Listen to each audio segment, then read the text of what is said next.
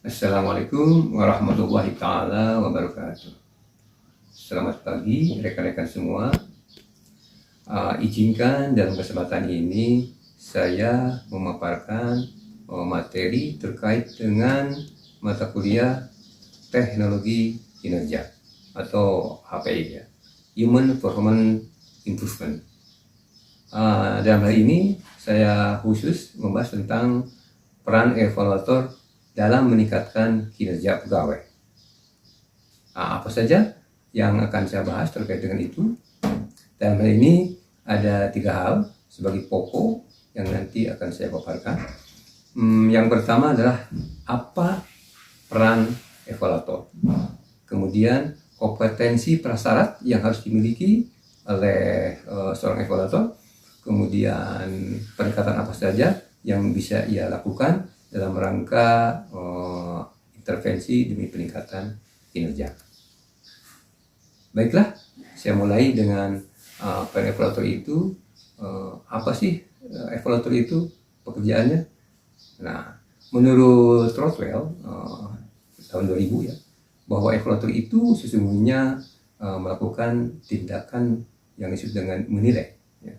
Menilai dampak intervensi, kemudian menindaklanjuti perubahan yang direncanakan, kemudian tindakan yang diambil dan hasil yang dicapai.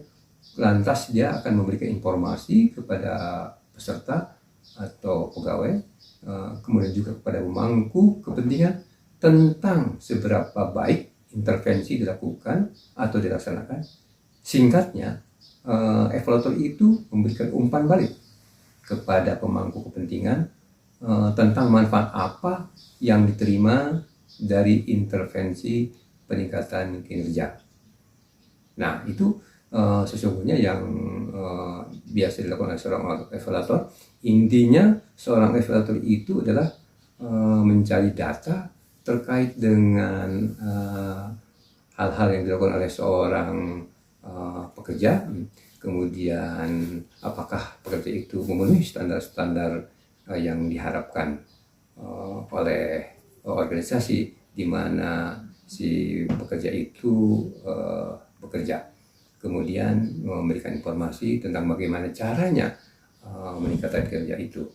Nah, itu salah satu yang biasa dilakukan oleh seorang evaluator. Nah, untuk sampai dia mampu melakukan tupoksinya sebagai evaluator, maka ada prasyarat-prasyarat kompetensi yang harus dia miliki. Menurut Rothwell, ada beberapa yang harus dimiliki oleh seorang evaluator, yaitu pertama, seorang evaluator harus mampu atau terampil melakukan evaluasi kesenjangan kinerja. Dia harus melihat apa yang diharapkan dan apa yang nyata terjadi di lapangan. Dan dia harus mampu mendeteksi itu. Kemudian dia mengukur perbedaan antara apa yang aktual dan apa yang dicita-citakan. Kemampuan untuk mengevaluasi hasil terhadap tujuan ini, di mana nanti menjadi bahan bagi dia untuk melakukan sebuah intervensi. Kemudian keterampilan kedua yang harus dia miliki atau kompetensi yang kedua yang harus dia miliki, dia harus mampu menetapkan standar. Nah, standar-standar yang ditetapkan bisa saja standar itu ditetapkan oleh organisasi atau dia paling tidak dia memberikan kontribusi terhadap munculnya standar tersebut. Nah, kemudian atas dasar standar itulah dia nanti akan melakukan pengukuran terhadap kinerja pegawai. Selanjutnya, seorang evaluator juga harus mampu mengevaluasi hasil ya, terhadap tujuan organisasi. Dia menilai seberapa baik hasil intervensi peningkatan kinerja sesuai dengan di program atau yang diharapkan. Kemudian juga seorang evaluator harus mampu menilai dampak pada budaya di lingkungan kerja tersebut. Jadi dengan adanya intervensi, kemudian perbaikan-perbaikan, ada keterdampakan nggak pada budaya, katakanlah budaya kerja di lingkungan di mana para pegawai itu mendapatkan intervensi setelah dilakukan evaluasi, gitu kan ya. Evaluasi di mana informasi-informasi tentang seperti apa seharusnya, kemudian disampaikan kepada para pekerja atau para karyawan, dan apa dampaknya, dan bahkan terhadap kebiasaan atau budaya kerja di tempat di mana para pegawai itu melaksanakan pekerjaan. Yang berikutnya juga bahwa seorang evaluator juga harus mampu meninjau intervensi peningkatan kerja pada pegawai. Dia harus mampu menemukan cara untuk mengevaluasi dan terus meningkatkan intervensi peningkatan kinerja ya, sebelum dan selama implementasi. Jadi kalau dia misalnya memberikan treatment atau cara bagaimana meningkatkan kinerja seorang pegawai, nah itu harus dilakukan atau dicermati pada saat berlangsung atau pada saat sebelum dan selama bahkan setelah itu, bagaimana perubahan itu terjadi. Dan kemudian dia juga harus mampu, kompetensi yang berikutnya adalah dia harus mampu melakukan umpan balik ya. Umpan balik dalam ini mengumpulkan informasi tentang kinerja dan memberikannya kembali dengan jelas, spesifik, dan tepat waktu kepada individu atau kelompok yang terkena dampak. Jadi si evaluator ini setelah dia menganalisis, kemudian melakukan intervensi, kemudian dia harus mampu memberikan feedback kepada para karyawan atau peserta, katakanlah dalam ini mungkin pelatihan atau apa gitu kan. Nah itu hasil-hasil temuan-temuan itu harus disampaikan kepada para pekerja atau para karyawan supaya mereka itu melakukan perubahan atau perbaikan. Jadi kalau misalnya ternyata bagus, feedbacknya itu ya katakan reward. Kalau misalnya ternyata kinerjanya stagnan atau bahkan menurun, maka salah satu feedbacknya itu ya pembinaan, pembimbingan, dan bahkan di tingkat yang lebih ini lagi mungkin ya punishment ya. Seperti itu kira-kira. Selanjutnya, di hal ini saya akan mencoba menguraikan tentang apa sih manfaat dari masing-masing kompetensi yang harus dimiliki oleh seorang evaluator. Ya. Kita kembali ke yang pertama itu tadi mampu mengevaluasi kesenjangan kinerja kan, evaluasi kesenjangan kinerja seorang pekerja atau pegawai. Di sini seorang pekerja atau anggota departemen, divisi atau kelompok kerja harus mampu menetapkan ukuran kinerja sebelum dan sesudah intervensi peningkatan kinerja. Nah itu dia harus mampu melihat kesenjangan itu. Kemudian memperkirakan manfaat finansial yang diharapkan dari intervensi peningkatan kinerja sebelum intervensi diluncurkan. Nah itu. Sekarang manfaat dari kemampuan mengevaluasi hasil terhadap tujuan organisasi atau evaluasi ya, atau seorang evaluator itu pada akhirnya dia dengan kemampuan itu dia pertama dapat memperjelas, membuat keputusan utama organisasi bagaimana intervensi peningkatan kinerja itu dapat diukur terhadap tujuan bisnis, kalau itu terkait dengan organisasi terkait dengan komersil, atau kalau itu terkait dengan organisasi nirlaba atau komersil, sejauh mana lembaga itu di mana para karyawannya bekerja, mereka memberikan layanan yang sangat memuaskan. Kemudian dengan kemampuan mengevaluasi hasil terhadap tujuan organisasi itu, evaluator itu mampu melacak seberapa baik intervensi peningkatan kinerja mencapai hasil. Ya. Kemudian bisa juga dengan kemampuan melihat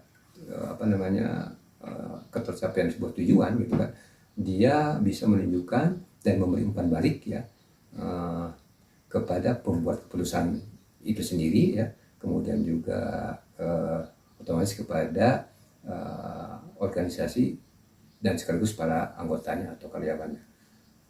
Yang ketiga, di samping itu yang ketiganya, dengan keterampilan penerapan standar, seorang evaluator dapat memfasilitasi dengan para pembuat keputusan utama dan lainnya penetapan ekspektasi kinerja minimal dan terukur yang diminta dari pekerja dan lainnya. Misalnya berapa banyak panggilan penjualan per hari yang seharusnya diharapkan dari seorang bidan niaga yang berpengalaman, yang bekerja dengan kecepatan normal. Jawaban untuk pertanyaan itu ketika diajukan kepada penjual yang tadi berpengalaman atau penyedia mereka dapat mengarahkan pada pembentukan standar kinerja terukur yang menggambarkan apa yang seharusnya terjadi. Nah, yang keempatnya, dengan kemampuan menilai dampak terhadap budaya evaluator, sang evaluator dapat mengukur perubahan dalam budaya perusahaan yang dihasilkan dari intervensi peningkatan kerja dengan meminta cerita yang menghasilkan ukuran perubahan kualitatif. Nah, saya kira ini adalah deskripsi tentang apa yang terjadi, tetapi tanpa informasi yang terkait dengan itu, misalnya intervensi telah membantu mendapatkan lebih banyak komentar positif dari pelanggan. Yang kelima, dengan keterampilan meninjau intervensi peningkatan kinerja manusia atau kinerja sang pegawai atau karyawan, sang evaluator dapat menemukan cara untuk mempublikasikan hasil intervensi peningkatan kinerja selama dan setelah intervensi, sehingga peserta dan pemangku kepentingan dalam intervensi dapat terus meninjau hasil yang dicapai dari intervensi tersebut. Dan yang terakhir, dengan keterampilan umpan balik. Nah, di sini ada umpan balik itu menjadi penting dalam rangka menemukan cara untuk memberikan respon atau umpan balik tentang biaya dan manfaat intervensi peningkatan kerja kepada peserta dan pemangku kepentingan dalam intervensi tersebut. Nah, itu yang disampaikan ya, terkait dengan manfaat apa sih yang bisa diperoleh dari kompetensi atau persyarat yang harus dimiliki oleh seorang evaluator. Nah, sekarang pendekatan apa? Nah, itu persyarat. Pertanyaan kedua yang berikutnya adalah pendekatan apa yang bisa dilakukan oleh seorang evaluator dalam rangka melakukan intervensi demi terjadinya peningkatan kinerja. Nah, dalam hal ini pendekatan kita menggunakan pendekatan yang dilakukan oleh Donald Kirkpatrick ya, yang dia munculkan tahun 60-an ya. Ini sebenarnya sudah lama ya, tetapi sampai hari ini masih relevan ya. Ada 4 level, ada 4 metode atau pendekatan menurut Donald Kirkpatrick ini.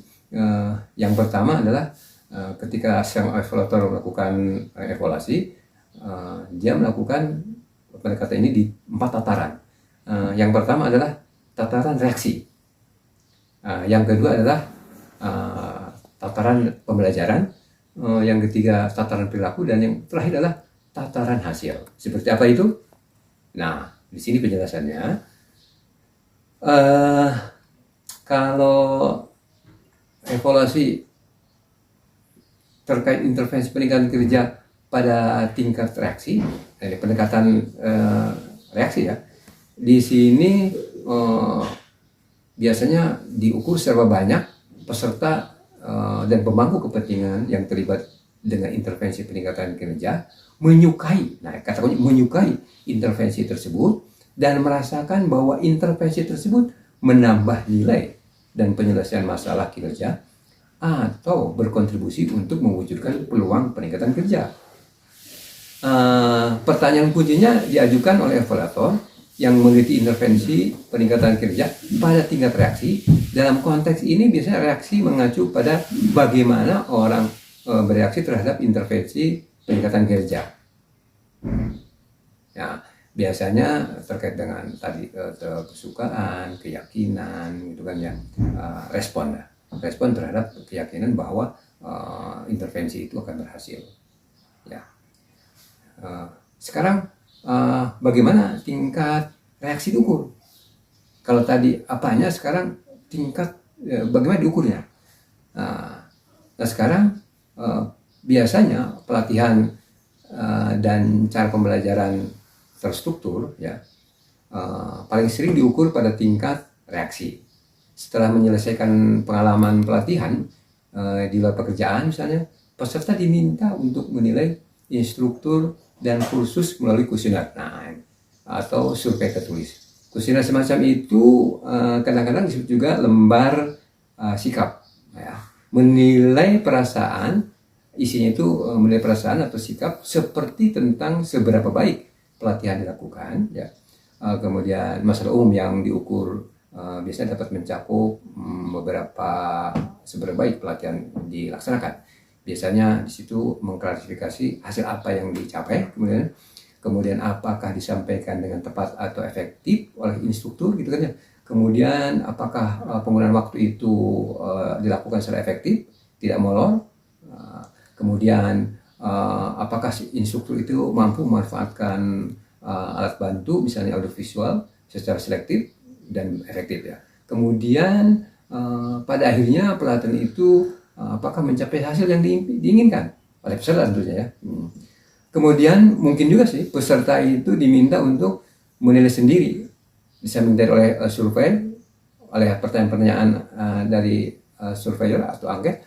Si peserta bisa juga sih melakukan penilaian sendiri ya, mencapai tujuan program mereka sendiri dan mengidentifikasi hambatan transfer keterampilan yang mungkin ada di tempat kerja mereka, kelemahannya itu apa, dan saran-saran apa yang nantinya bisa jadi menjadi saran perbaikan terhadap keberlangsungan atau adanya intervensi dari pelatihan atau apa seperti itu saja. Kemudian selanjutnya langkah-langkah dalam pengukuran tingkat reaksi. Ini langkah-langkahnya. Kalau tadi bagaimana mengukurnya, sekarang langkah-langkahnya. Ya, langkah-langkah dalam rangka pengukuran di tingkat reaksi itu yang pertama, perjelas persepsi apa yang paling berguna untuk diketahui oleh peserta. Yang kedua, mempersiapkan kuesioner secara tertulis dan memperlihatkannya kepada peserta pemangku kepentingan utama dan pembuat keputusan untuk menilai seberapa baik mereka yakin kuesioner tersebut menginformasikan kebergunaan. Yang ketiga, finalisasi kuesioner peserta dan mendapatkan persetujuan dari pemangku kepentingan siapa yang harus menerimanya, kapan mereka harus menerimanya, apa yang harus ditangkap untuk tujuan pelaporan. Kemudian yang keempat, mengirim kuesioner secara berkala, mengumpulkannya dan memberi umpan balik. Kemudian menggunakan hasil kuesioner itu untuk menekankan nilai yang diperoleh dari intervensi peningkatan kinerja, dan kemudian memberikan laporan tertulis atau lisan kepada pembuat keputusan utama dan orang atau kelompok lain yang berkepentingan secara berkala. Oke. Kemudian apa kekuatan dan kelemahan di tingkat reaksi. Nah, ini yang pendekatan pertama ya. Kita lihat kekuatannya. Salah satu kekuatan utama menggunakan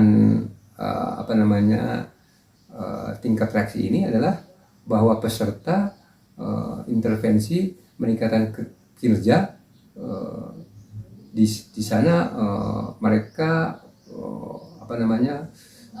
menarik perhatian pada hasil yang dirasakan berdasarkan pendapat peserta ya.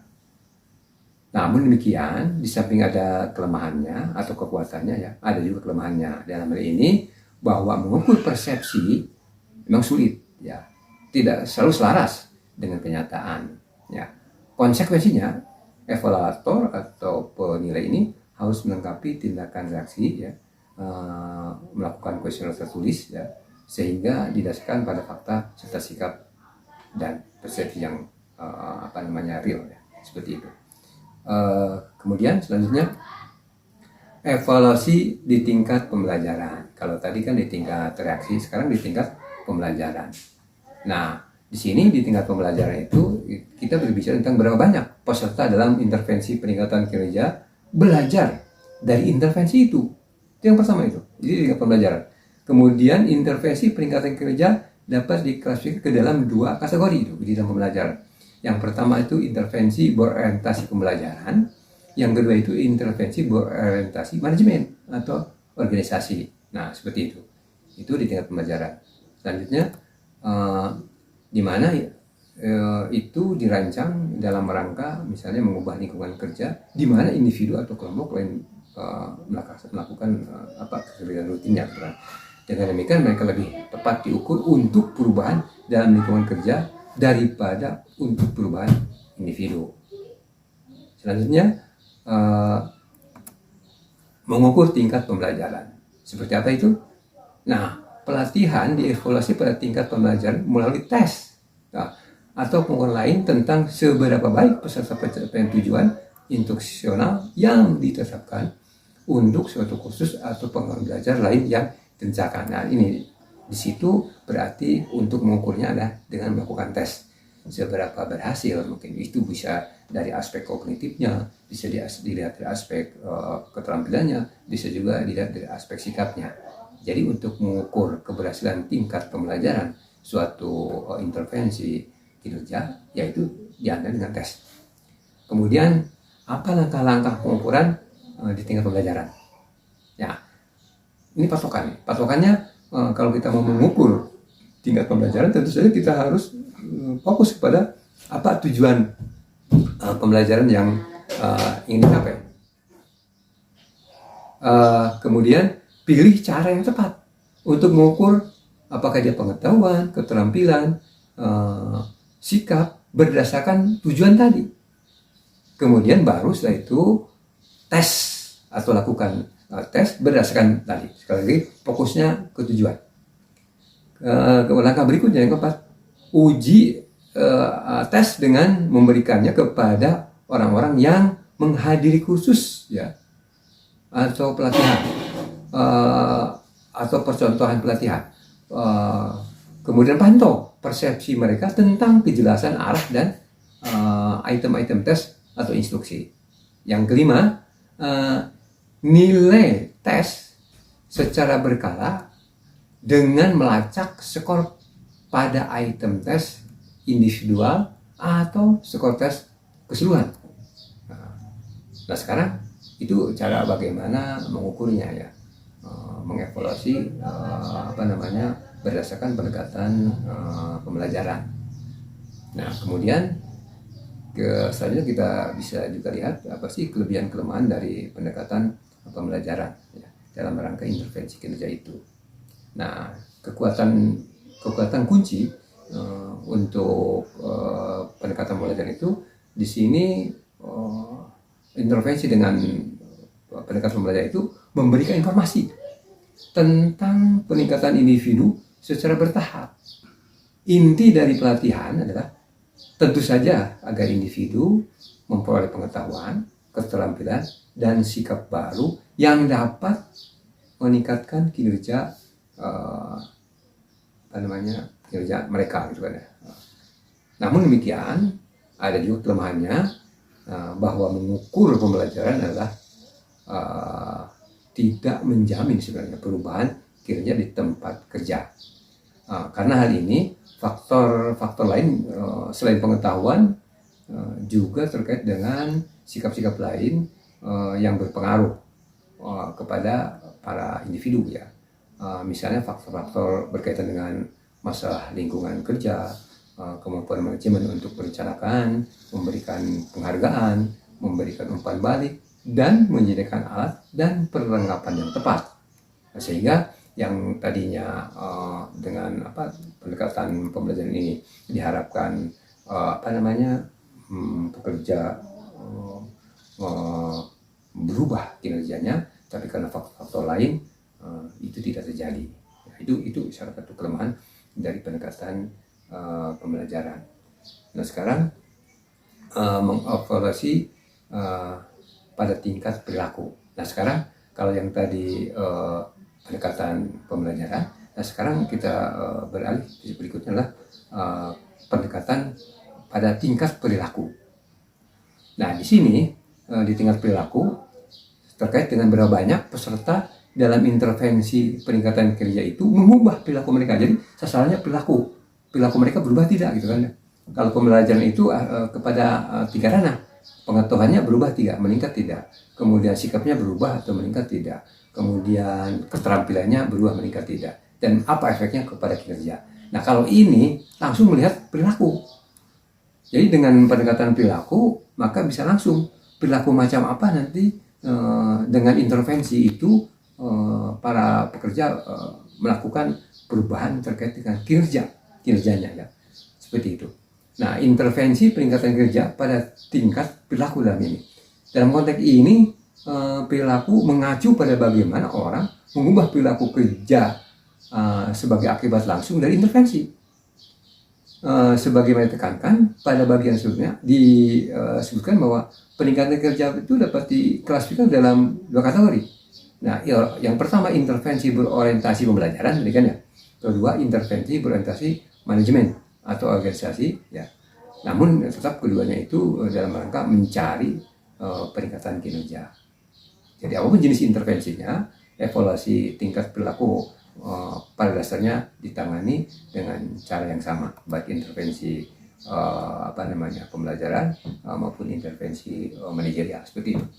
Nah sekarang bagaimana mengukur tingkat perilaku? Nah, kalau tadi apa itu pendekatan perilaku, jelas sasarannya adalah bagaimana perubahan-perubahan terjadi setelah intervensi, perilaku macam apa yang muncul itu kan ya, apakah perilakunya itu membaik atau kebalikannya atau stagnan. Nah sekarang bagaimana mengukur tingkat perilaku tersebut? Nah ada 2 pendekatan. Pendekatan pertama dengan cara menyusun daftar pertanyaan, di mana para peserta dalam hal ini diminta untuk menentukan berapa banyak perubahan perilaku yang dihasilkan dalam pengaturan kerja, ya, di mana bahwa itu bawahan langsung itu diberikan kuesioner lah. Kemudian mereka menjawab tadi seberapa ingin perubahan itu dilakukan oleh mereka. Hasilnya kemudian dibandingkan antara faktanya. Kalau tadi kan hanya memberikan daftar pertanyaan, di situ berapa keinginan-keinginan atau perilaku-perilaku yang ingin dirubah atau dilakukan, dan setelah itu dilihat faktanya seperti apa. Yang kedua, pendekatan pengamatan langsung, pengamatan terstruktur. Jadi perilaku itu bisa diukur dengan kuesioner, dengan pertanyaan, ya kan ya, dengan memunculkan daftar pertanyaan, apa yang mereka tuliskan dan apa faktanya. Nah itu dibandingkan. Yang kedua, mengamati langsung. Jadi di sini seorang evaluator bisa langsung mengamati seperti apa perilaku mereka, gitu kan ya. Nah, itu tentu dengan standar-standar yang sudah disiapkan, dengan instrumen-instrumen yang sudah disiapkan, karena dia pengamatan, jadi instrumen pengamatan terkait dengan perilaku yang diharapkan terjadi perubahan pada para pegawai atau pekerja. Berikutnya, di sini langkah-langkah pengukuran di tingkat perilaku. Yang pertama, gunakan tujuan. Yang kedua, minta pembuat keputusan untuk mengidentifikasi dan kemudian meninjau daftar perilaku tadi kan ya. Yang ketiga, selesaikan daftar perilaku di tempat kerja yang harus diubah. Oke.